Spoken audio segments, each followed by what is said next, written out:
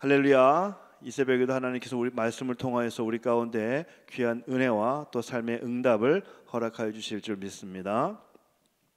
여러분, 대선이나 또 여러 가지 선거가 끝나고 나면 후폭풍이 하나 찾아오는 것이 있는데, 그게 바로 뭐냐면 보은 인사라는 겁니다. 보은 인사. 그러니까 치열하게 선거를 치르고 나서 이제 당선이 되고 나면 자기를 도와준 사람에 대해서 고마운 마음에 요직을 맡기는 경우가 있습니다. 또 이런 보직 인사, 일단 요직들을 기대하면서 어떤 사람들은 자신이 지지하는 그런 후보들을 위해서 정말 최선을 다하는 열정을 보이는 그런 참모진들도 있습니다. 마치 오늘 본문에 나오는 제자들의 모습과도 같습니다. 오늘 본문은 예수님께서 십자가에 못 박히시기 전 한두 달 전에 일어났던 사건입니다. 이미 예수님 마태복음 16장과 17장을 통해서 예수님께서 십자가에 달리게 될 것이고 또 여러 가지 고난과 순환을 당하게 될 것이다 라는 것을 말씀해 주셨습니다. 예수님은 이제 장차 다가올 죽음과 부활에 대해서 반복적으로 말씀해 주시면서 하나님의 뜻이 이루어질 하나님의 나라가 올 것이라고 예수님은 말씀해 주고 있습니다. 그런데 이 제자들은 예수님께서 말씀하시는 이 천국이 예수님이 의도하는 그런 천국이 아니라 자신들이 이해하는 나라, 다윗의 나라, 이스라엘의 회복을 이루는 나라, 자기들이 꿈꾸는 그 나라를 천국으로 이해하고 자기들 마음속에 두고 있었습니다. 이런 제자들이 오늘 본문에서 열심을 다한, 예수님을 위해서 열심을 다한 그러한 모습들을 배경으로 하고 이런 질문을 합니다. 1절입니다. 그때에 제자들이 예수께 나와 이르되 천국에서는 누가 크니까? 여러분, 이 말씀이요 마가복음 9장에도 나오는데 마가복음 9장에서는 좀 더 구체적으로 이런 모든 상황이 좀 기록되어져 있습니다. 제자들이 예수님을 뒤따라오면서 이제 서로 웅성거리기 시작하는 겁니다. 예수님을 뒤따라오던 제자들이 토론이 벌어졌습니다.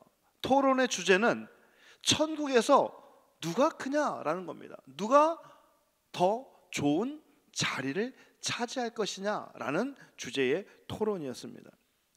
예수님은 이런 공로주의에 사로잡힌 제자들을 향해서 2절과 3절에서 이렇게 말씀해 주고 있습니다. 2절과 3절입니다. 예수께서 한 어린아이를 불러 그들 가운데 세우시고 이르시되 진실로 너희에게 이르노니 너희가 돌이켜 어린아이들과 같이 되지 아니하면 결탄코 천국에 들어가지 못하리라. 예수님, 천국에 가면 누가 큽니까? 라는 이런 제자들의 질문에 예수님께서는 누가 크냐라는 그러한 질문에 대한 답이 아니라 천국에 들어갈 수 있느냐 없느냐는 자격의 문제, 크냐 적냐가 아니라 오히려 천국에 들어갈 수 있느냐 없느냐라는 그런 자격의 문제부터 예수님께서 다루고 계십니다.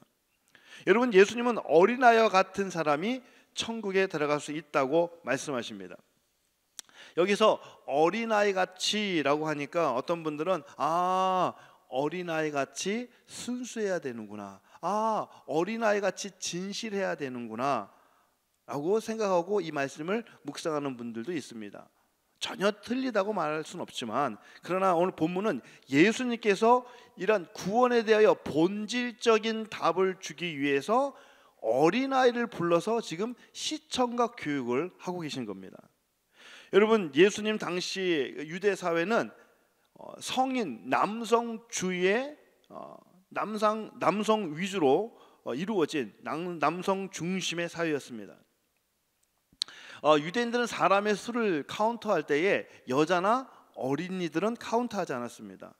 그만큼 어린이들은 유대인들에게 있어서, 유대 사회에 있어서 어린이들은 무가치한 존재였고 무시당할 만한 그러한 존재들이었습니다. 그래서 멸시할 만한 존재라고 여겼던 거죠. 여러분, 우리는 천국 백성이 될 자격이 없는 사실 그런 무가치한 사람들입니다. 천국 백성이 되기에는 내놓을 것 없고 자랑할 것 없는 그런 비천한 존재, 어린아이 같은 존재였습니다. 우리는 구원에 있어서 어떤 공로도 내놓을 수 없는 그러한 무능한 존재였습니다. 여러분, 천국은 내 공로는 없고 오직 예수님의 공로만 있는 줄 믿습니다. 천국은 나의 무능과 나의 비천함을 인정하는 사람이 들어가는 곳입니다. 여러분, 하나님은 이렇게 능력 없고 자격 없는 나를 불러서 하나님의 백성, 하나님의 자녀 삼아 주셨습니다. 그래서 에베소서 2장에서 사도 바울은 이렇게 고백을 합니다. 너희가 그 은혜를 인하여 믿음으로 말미암아 구원을 얻었나니 이것이 너희에게서 난 것이요 하나님의 선물이라. 행위에서 난 것이 아니니 이는 누구든지 자랑하지 못하게 하려 함이라. 여러분, 계속해서 예수님은 4절에서 천국에서 큰 자는 어린아이 같이 자신을 낮추는 사람이며 그 어린아이를 예수님의 이름으로 영접하는 사람이라고 말합니다. 영접하는 사람. 세상 사람들은 높은 지위에 있는 사람, 큰 권력을 가진 사람이 큰 사람이라고 이야기합니다. 사람들은 가진 것이 많고 능력이 많은 사람을 큰 사람이라고 이야기합니다. 그러나 예수님은 연약한 사람, 소외된 사람, 예수님을 영접하는 사람, 섬기는 사람이 이런 사람들을 섬기는 사람이 큰 사람이라고 이야기합니다. 예수님께서는 가장 높은 하늘 보좌 위에서 이 땅에 사람의 몸을 입고 이 땅에 내려오셨습니다.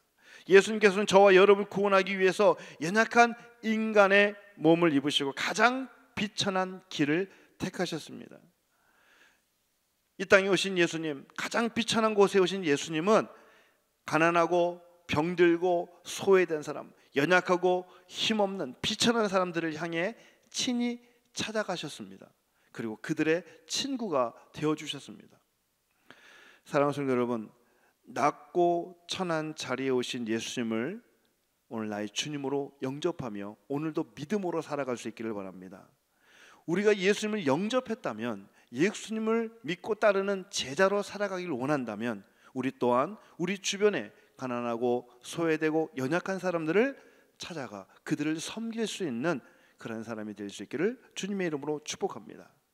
그래서 여러분, 예수님은 오늘 본문 말씀에서 또 이렇게 말씀합니다. 누구든지 내 이름으로 이런 어린아이 하나를 영접하면 곧 나를 영접함이니 라고 말씀합니다. 여러분, 가만히 이렇게 묵상해 보면 어린아이를 영접한다는 것, 이게 참 쉽지 않은 얘기죠. 힘든 이야기입니다. 왜냐하면 어린아이 하면 어떤 생각이 듭니까? 사실 이 어린아이라고 하는 것은 굉장히 자기중심적인 존재입니다. 이 어린아이들은 모이면 떠들고 장난치고 사고치고 그렇게 자라갑니다. 또 이 어린아이를 보면은 사실 부모님의 손길이 끊임없이 이어지기 마련입니다. 그래서 콧물도, 어릴 땐 콧물도 닦아줘야 되죠. 밥도 먹여줘야죠. 옷도 입혀줘야죠. 너무나 손이 많이 가는 아이들이 어린아이입니다. 그런데 이렇게 손이 많이 가는 어린아이들, 도저히 혼자 살아갈 수 없는 어린아이들을 정성껏 섬겼을 때 어느 날 이 어린아이가 잘 자라서 어른이 되고 장성한 아들이 되고 딸이 된 그런 모습을 우리가 보게 됩니다. 요즘 저희가 목사님들이 대신방을 한참 진행하고 있는데요.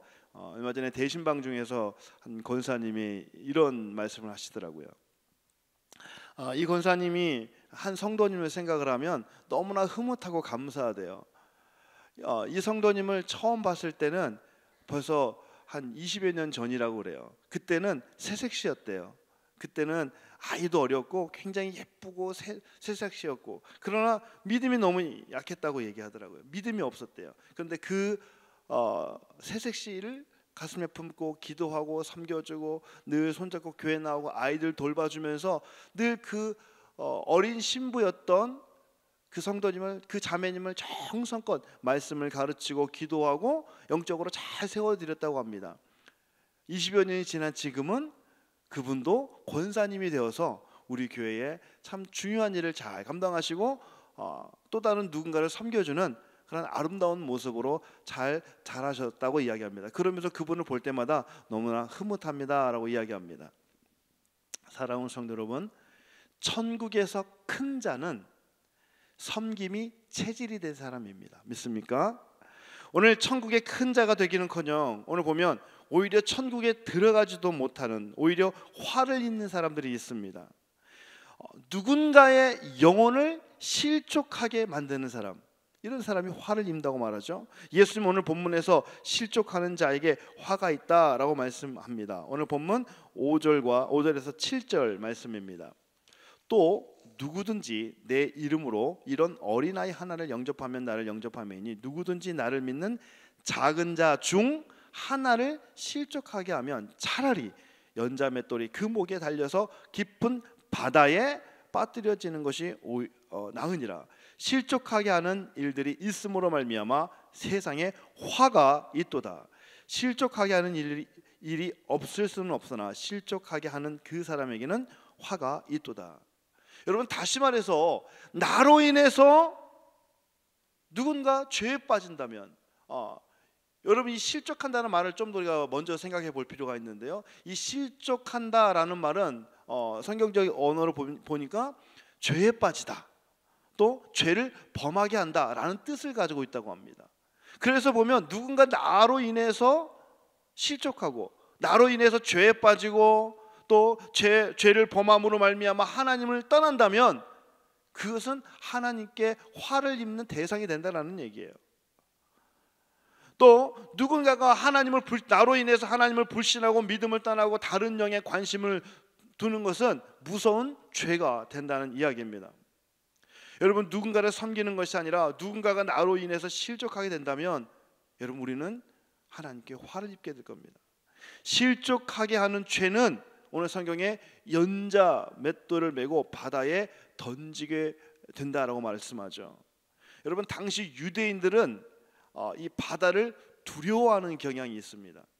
그래서 그런 사람들에게, 이 바다를 두려워하는 사람들에게 연자 맷돌을 메고 바다에 빠뜨려진다는 것은 그만큼 실족하는, 다른 사람을 실족하게 하는 것이 얼마나 큰 죄인가라는 것을 강조하고 있는 말씀입니다. 그러므로 우리는 한 영혼이라도 실족하지 않게 하기 위해서 우리는 오늘도 깨어있고 오늘도 말씀 가운데 거하며 오늘도 그리스도의 사랑을 베풀고 나누고 섬겨줄 수 있는 그런 믿음의 사람이 되어야 될 줄 믿습니다.